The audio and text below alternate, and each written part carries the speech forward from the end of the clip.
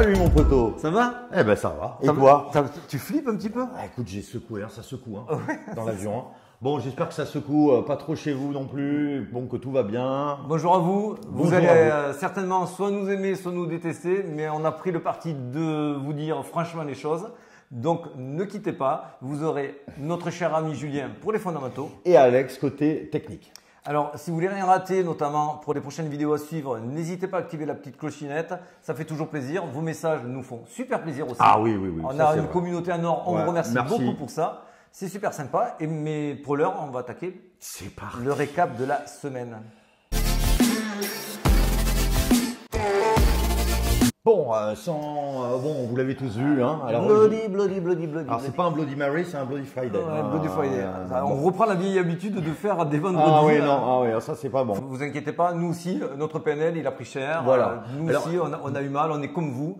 Mais par contre, on est préparé à cela et on va vous expliquer pourquoi il faut être préparé, quels sont les scénarios à venir et surtout éviter tout le temps de changer toutes les 24 heures de scénario. Et Bullish, surtout, bearish, pareil, ne regardez pas tous les jours votre PNL. Ça, c'est vraiment un conseil que si on pouvait vous le donner, parce que forcément, on a toujours envie. Et en fin de compte, c'est là où on peut faire les plus grosses erreurs en disant ah là j'ai perdu, ça risque de tomber plus fort. Vas-y, je revends. Non, non, on reste tranquille, stoïque, on prend du recul. Donc effectivement, on est quand même sur une semaine rouge, ça a dévissé, c'est normal. Le papa, le king tombe, tout le monde tombe. Ça, c'est normal. C'est une logique. Pour ceux qui ne le savent pas, c'est grosso modo toujours de 1 pour 2. Quand il perd 1%, les altcoins perdent 2%. C'est assez notable. Bon, on voit que Inge résiste parce qu'il avait fait une grosse performance, Casper également, le jeton d'OKEx et ZIL. Bon voilà, rien de très notable. Après, il y en a certains qui ont pris des belles douches, hein, AVE, etc. Bref. Mais bon, c'est pas ce qui va nous intéresser. Non, ce qui va nous intéresser, on vous a sorti surtout l'information essentielle. Comment on choisit l'information essentielle? Moi perso, je me dis c'est celle que je pourrais raconter à ma meuf. Et croyez-moi, elle a une patience limitée, donc on va faire pareil avec vous. À savoir notamment… Ben, c'est le Parlement européen. Le Parlement européen. Il est là. C'est quand même… Alors au début, c'était la blague Mika quand même. Ah ouais, on C'était se la blague. disait non mais c'est pas bien, ça régule. Et en fin de compte, en regardant un petit peu plus en profondeur, c'est quand même quelque chose qui permet de donner un cadre. Et c'est ce que les grands, on va dire, institutionnels attendent. Exactement.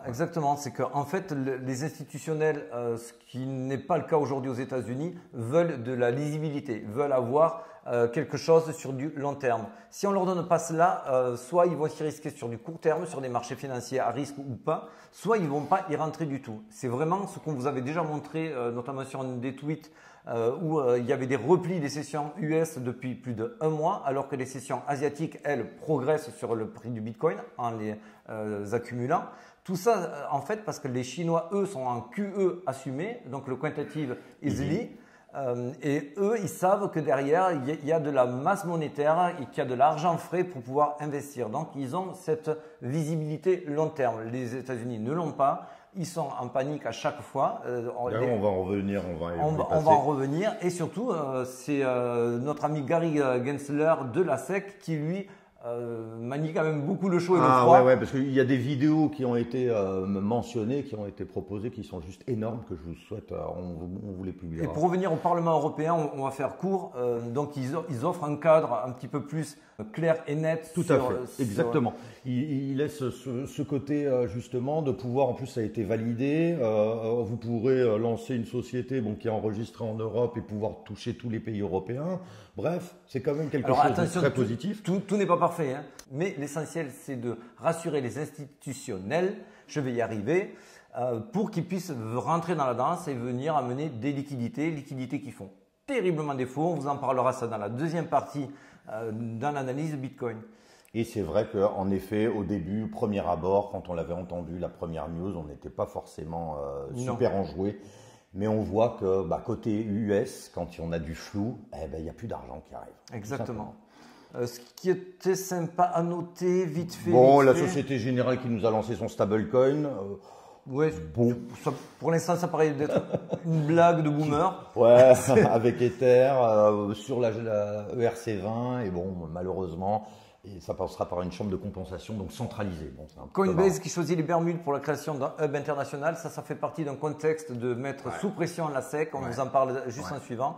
Alors on attaque voilà, sinon, notre ami Gensler. Alors Gensler, c'est quand même une sacrée histoire parce que c'est quand même le roi de la SEC, on va dire, hein, celui qui dit oui, le chaud et le froid, hein, côté crypto. C'est le patron de la SEC. La SEC, donc c'est Security. Voilà, il régisse tout ce qui est securities, contrairement aux commodities où c'est la CFTC. Alors la securities, ceux qui ne le savent pas, la SEC a attaqué Ripple, notamment en disant votre jeton, c'est une securities. Donc vous devez proposer ça comme un actif financier avec des garanties, tout ce qui a trait au marché financier traditionnel, avec des actions comme Apple, etc. Alors c'est vrai que ce monsieur, il s'est fait, c'est un peu comme s'il avait témoigné devant l'Assemblée nationale. C'est vrai que les personnes sont rentrées dedans avec notamment ses propres questions. Monsieur, je vous pose une question, qu'est-ce que vous avez dans les poches? Est-ce que vous avez de la crypto-monnaie? Je n'ai pas de crypto-monnaie. Et qu'est-ce qu'il a fait? Donne tes doigts. Donne tes doigts. Et bim, il a bafouillé. Il a dit non, je n'ai qu'un compte en banque. Voilà, donc il a été ridicule. Tout le monde a compris que ce monsieur-là n'avait pas de logique. Ils lui ont dit aussi côté Ether. Alors, ça fait 2 ans qu'on en parle. C'est commodities ou securities? J'attends votre réponse. D'après, non, je vous pose la question, oui ou non? Il n'arrivait pas à répondre. Vous voyez qu'il y a quand même un gros problème. C'est pour ça que beaucoup demandent la démission. On vous fait des blagues vite fait sur lui, mais pourquoi on vous en parle, c'est que surtout, comme tu dis Julien, il y a une énorme mise sous pression de ce Gary Gensler parce que beaucoup de grosses entreprises et de grands patrons font appel à leurs sénateurs américains en disant là, mettez-lui un coup de pression parce que vous freinez l'économie, vous freinez l'innovation, vous freinez la recherche dans ce secteur-là. Et aujourd'hui, soit ils perdent des parts de marché, forcément. Voire des parts de marché, soit ils perdent de l'argent et surtout, ils sont en stand-by alors que la Chine, eux, progresse énormément sur la cryptographie. Il paraît que même BlackRock a mis un gros coup de pression en disant il va falloir que vous accélériez vraiment là, parce que ils attendent. Donc, le bonhomme est un petit peu secoué, un petit peu acculé. Donc déjà, il va certainement s'y reprendre à plusieurs fois avant de devoir taper sur Kraken et autres. Donc, on va avoir un petit peu la paix là-dessus. Ce qu'on espère, c'est que ça va mener enfin un peu de lisibilité pour les institutionnels US qui manquent terriblement au cours du Bitcoin. Et c'est un petit peu ça qui va amener notre flux 3 qu'on va vous parler maintenant. Allez, analyse du Bitcoin. Boum, c'est parti. En route.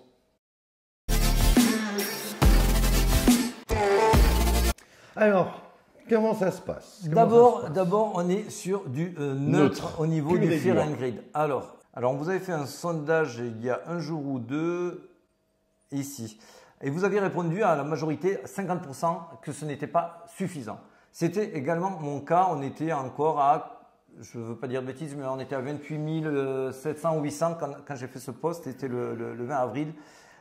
Et effectivement, c'est le sentiment qu'il en ressort. Ce sentiment-là, pourtant, on voit qu'il y a beaucoup de shorters. Alors attention, là, on est sur du short total. Total, oui, parce que c'est vrai qu'on en a parlé aussi tout à l'heure. C'est vrai qu'on n'a pas les mêmes données, notamment sur du 15 minutes. Je crois que tu l'as d'ailleurs. Oui, on va vous montrer. Par exemple, là, si je vous mets le nombre de shorters sur les 15 dernières minutes, donc sur une fenêtre. Il y a plus de longues. Il y a plus de longues, puisqu'on voit que le cours, à l'heure où on vous parle, repart légèrement à la hausse. Et donc, c'est un petit peu les mini-FOMO qu'on peut observer. Mais ça ne veut pas dire sur tous les shorts ou tous les longs qui ont été lancés, par exemple, sur Binance. Exactement. C'est pour ça qu'on s'intéresse à savoir la totalité des shorts. Et aujourd'hui, il y a beaucoup plus de shorters que de longues. Il y en a qui shortent depuis les 30 500, tout à fait, voire 31 000.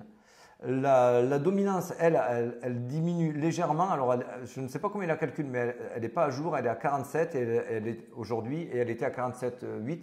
Donc, attention, si le Bitcoin baisse et la dominance baisse, ça veut dire qu'il y a peu d'argent qui rentre et donc il y en aura peu pour les alts et les alts risquent à dévisser fort.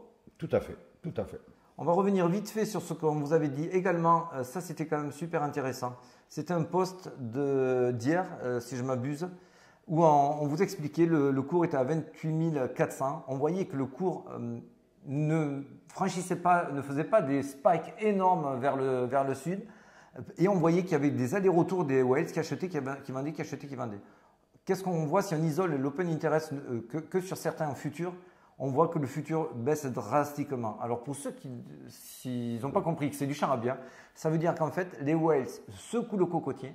Voilà, ils montent, ils descendent pour vous tromper sur la direction du levier à prendre. Vous tromper, surtout vous faire peur. Vous faire peur et vous Exactement, vous pour éviter que des personnes se disent tiens, je vais avec peu d'argent faire un levier x100 parier à la hausse et ça va vous tendre l'élastique et cet élastique vous empêche d'aller plus haut sur le cours. Donc ils sont obligés de secouer, arrêtez-moi de faire de ces leviers pour que le marché s'assainisse. Alors c'est dur, c'est des phases qu'on n'aime pas, mais c'est des phases qui sont indispensables. Jusqu'où ça va descendre? Ça, c'est la question à laquelle on va essayer de vous répondre. Alors voilà, c'est vrai qu'on on a eu beaucoup de questions, c'est beaucoup posé cette question. Derrière, ce qu'il faut toujours faire, c'est regarder en dézoomant, regarder en weekly, monthly, c'est super haussier. Donc ça, personne ne vous le dira le contraire. Exactement. Si vous regardez en 5 minutes, 10 minutes, forcément… Vous allez paniquer, vous allez vendre, vous allez acheter, vous allez vendre, vous allez acheter. Donc dézoomer, là on est sur du weekly. Sur du weekly, je vous l'ai déjà présenté sur Twitter également, ce schéma-là. On est sur des flux, les héliotistes parlent de vagues, là on peut parler de flux. On a toujours 3 flux ascensionnels, 2 flux correctifs. Et après on réanalyse la tendance. Aujourd'hui, on est entre le 2e et le 3e flux. Bien évidemment, on allait marquer une pause entre le flux 2 et le flux 3. Donc, non, on ne passe pas bearish. Non, on ne change pas de scénario toutes les 24 heures parce qu'on a vu des mèches ou parce qu'il n'y a pas eu d'annonce majeure qui fasse descendre le Bitcoin. Donc, on se dit, c'est une inversion de tendance. Pas du tout. Et surtout, vous voyez des grosses bougies rouges, ça vous fait peur, comme à tout le monde. Sauf que qu'est-ce qu'on voit tout en bas? Il n'y a aucun volume. Il n'y a rien du tout. Donc, c'est-à-dire que c'est… Vous ne pouvez pas monter, le cours du Bitcoin ne peut pas monter sans argent s'il n'y a pas de volume. Ouais. Donc, ils sont obligés de faire revenir les volumes pour faire, quand je dis ils, c'est la smart money. Ouais, le Composite Man, Composite comme Man, on dit chez Wyckoff. Chez Wyckoff, on vous mettra d'ailleurs une vidéo qui est super bien, vraiment regardez. Je vous mettrai un lien. C'est très bien. Ouais. Vous verrez, vous comprendrez comment les flux agissent, pourquoi on ne peut pas monter en ligne droite, pourquoi il y a forcément des replis. Je préfère appeler ça des replis que des retracements. Un retracement, c'est suite à un faux mot. On y viendra très certainement, mais pour l'instant, on est sur des replis, même si c'est du 10%, même si c'est du 15%. Bon, après, ça ne me dérange pas, retracement, repli, bon, faites comme vous voulez. Mais le retracement, pour moi, c'est plus gommer des exagérations de marché. Aujourd'hui, on n'est pas sur des exagérations de marché, on est sur un manque de souffle total. Voilà. Comme tu l'as dit, Julien, on est arrivé sur le flux 2 et plus personne. Allô? Il n'y a plus personne. Donc moi, ce que je pense qu'ils sont en train d'essayer d'un peu pousser le rouge, histoire de vous forcer à vendre en vous disant il faut bien que je récupère de l'argent, il faut que vous vendiez au marché, quoi. Pour récupérer un petit peu de liquidité, parce que ces grosses mains, forcément, elles n'arrivent pas avec 1000 $ dans les poches. Donc vous imaginez, pour exécuter des ordres, ça peut prendre énormément de temps et vous pouvez être bloqué. Donc forcément, il faut bien les attirer. La dernière bougie qui nous a monté jusqu'à 31 000, elle a été faite sans volume. Donc on peut imaginer aussi que c'est les whales qui ont amené le marché jusqu'à ces hauteurs-là, espérant attirer des volumes. Ces volumes ne sont pas arrivés, donc ils sont obligés de faire machine arrière. Sinon, ça veut dire qu'eux, ils achètent leur propre liquidité, ce qui ne peut pas fonctionner. Donc, effectivement, les whales poussent, la smart money pousse ou le composite man pousse plus bas. C'est pour ça que je pense que ça peut aller encore plus bas. C'est les 3 scénarios qu'on va vous développer derrière. Regardez le flux 1. On est bien monté jusqu'à 25 000 pour retracer en dessous des 20 000. Et à côté, énorme bougie. Voilà, dès qu'on a récupéré du volume. Là, aujourd'hui, on espère faire la même chose et c'est aujourd'hui notre scénario. Il n'y a aucune raison pour nous aujourd'hui de changer de scénario. Ce scénario-là était prévisible. Il ne nous plaît pas. Non. Il ne nous plaît pas, on n'aimerait pas que ça retrace ou qu'il y ait des replis. S'il y a un énorme repli, si le marché se retourne, on sera comme vous, on vous le dira. Mais pour le moment, à l'heure où on parle, déjà, je vois pas de volume, donc je vois pas comment ça pourrait se retourner. J'ai entendu aussi, le bottom n'est pas là. Pourtant, je vois des volumes monstrueux qui ont été développés entre juin et je sais plus, et enfin à peu près sur 4-5 mois, on voit là, le nombre de volumes exécutés. Bon, il y a le bottom technique. Et techniquement, pour aller du flux 2 au flux 3, il vous faut des institutionnels qui investissent. S'ils ne viennent pas, s'ils ne rentrent pas, si on se bagarre entre nous, on ne peut pas augmenter. C'est toujours pareil dans le schéma de la bulle qu'on vous avait déjà présenté. Vous avez toujours les investisseurs avisés qui sont les premiers à lancer le mouvement. Vous avez un piège baissier. Après, vous avez les investisseurs institutionnels qui sont hedge funds et tout ce que vous voudrez derrière. Ils sont un petit peu bloqués là en ce moment aux États-Unis. Avec du particulier, et ce volume-là doit arriver pour faire le flux 3. Aujourd'hui, il n'arrive pas. Donc, on fait dumper le prix pour rendre le prix plus attractif, pour faire lâcher leur Bitcoin ou leur altcoin aux mains les plus fragiles, récupérer cette liquidité, on appelle ça des contreparties. Ouais, les contreparties, oui, tout à fait chez Wyckoff. Pour repumper derrière. Voilà, donc rien de catastrophique, c'est juste prévisible. Malheureusement, on n'aime pas parce que nos jetons dévissent et on n'aimerait pas les voir dévisser. Scénario 1, alors j'hésite entre le scénario 1 et le scénario 2, je vais être très franc, on va se mouiller. Et le troisième scénario, c'est celui que je retiens le moins. Scénario 1, effectivement là on est à 28,176, on est en 4 heures. On a tracé un Fibonacci sur le dernier mouvement haussier. Ça nous amène sur une reload zone que vous avez ici en violet où je vous ai marqué reload zone dedans. On doit aller casser ces deux creux ici où des longues sont allées chercher, donc des liquidités. On a méché mais on n'a pas réussi à les sortir. Pour moi, ça fait énormément de sens d'aller les chercher. Pour pouvoir repumper, on revient sur le support pour pumper. On est en survente, comme le William R le montre, on est dans zone rouge ici en bas. Donc ça, c'est le scénario 1 que je retiens vraiment de manière assez égale avec le scénario 2 que je vous présente maintenant. Moi, je suis plus, ouais, j'aime bien celui-là. Le scénario 2, là, on est en 12 heures, donc on dézoome, on rentre en survente, on n'y est pas encore. Et là, on ne va pas chercher les deux premiers creux que je vous ai présentés dans le scénario 1, mais on va chercher des creux plus profonds qui sont un à 27 000 et l'autre à 26 600. Donc, on va chercher ces creux-là. Alors, ne venez pas faire du millimétré, ne zoomez pas en faisant des imprimes écran en vous disant « Ah, ça doit être pile là où il a dit ». Mais on va, si on est dans le scénario 2, on va dans la reload zone. On a un trou dans la value, ça veut dire qu'il y a eu très peu de volumes qui ont été faits. La nature n'aime pas le vide, donc le Bitcoin aura envie d'aller trader et de faire du commerce dans cette zone-là. Donc c'est possible qu'on aille travailler la zone des 25-26 000, que ce soit 25 500, 25 800 ou autre, mais aller dans cette zone-là avant de repartir. Ça, c'est un scénario que je trouve un petit peu plus valable, notamment qu'ici, si je vous le montre, on a une zone en bleu ici d'imbalance, en vert, pardon. Donc je vous l'enlève, hop, hop, tac, tac. Donc on a la zone d'imbalance, on a le trou dans la value, on a des creux à les sortir et on est dans la reload zone du dernier grand mouvement, de la dernière grande hausse. Donc pour moi, là, ça fait sens. Dernier scénario, là on prend vraiment jusqu'en bas du 19 500. Ça c'est un scénario qui est probable, qui reste toujours dans une tendance bullish, mais qui pour moi est beaucoup plus dur à aller chercher. Parce que là, ça va venir vraiment faire rentrer des gens qui ne veulent pas voir venir. On va chercher ce dernier creux-là. Bien sûr, on aura fait sauter celui du scénario 1, celui du scénario 2 ici. Et on va au scénario 3. Donc, on arrive dans la reload zone pour repomper derrière. Il n'y a pas, alors hormis une grosse zone d'imbalance, il n'y a pas de trou dans la value. Il n'y a pas un gros intérêt. Si ce n'est faire vraiment paniquer les marchés.